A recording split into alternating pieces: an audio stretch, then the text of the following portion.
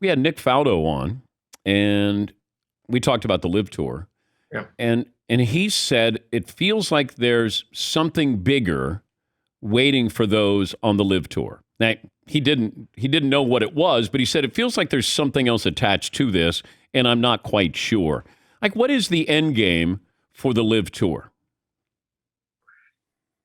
I don't know. I understand these guys are taking an enormous amount of money, and certainly we can be critical of where that money came from. But at the end of the day, all of us are pretty much looking for a guaranteed, until someone's offered that to you and you say no on principle, it's hard to be in that position. But right now, it's not good golf. I mean, these guys are not the most competitive golfers. It's a 54-hole exhibition. It's not even a regulation golf tournament as we have known it. You will drop out unless they start making exemptions, and this is where the majors have huge power. You'll drop out of the world golf rankings. I mean, why should you get world golf ranking points if you're only playing 54 holes? This is practically mini golf. I mean, that's going to be the next thing, right? Competitive mini golf should get on the world. So these guys are just taking money. In my opinion, they're ripping the Saudis off. The Saudis don't really care. So they're getting has-been golfers or non-competitive golfers. What is the motivation of a bunch of guys who we already know really aren't that motivated right now to actually work at golf? Because golf is not a sport where the greatness comes from how hard you try Thursday through Sunday.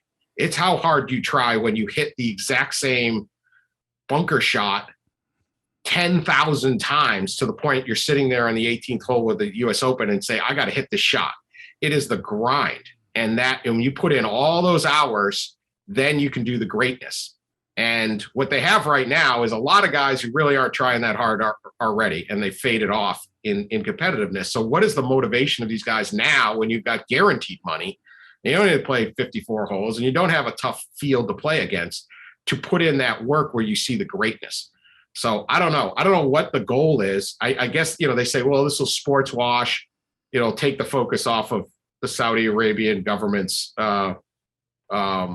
behavior and conduct. There's actually more publicity on that. Yeah.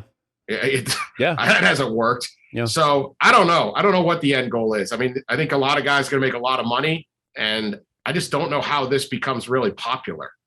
Who wants to watch a 54-hole? About 20 years ago, IndyCar, open wheel racing split. There was IndyCar and there was kart, and they split because there was a fight over money. And the popularity of open wheel racing plummeted in the United States. Now, it was never quite as big as golf, maybe, but everyone started just going to NASCAR because it was one circuit. And I don't see how this helps either side of golf. And I don't see how it helps anyone but the bottom line. But if you're Brooks Koepka hasn't really, how dialed in has he even been the last few years?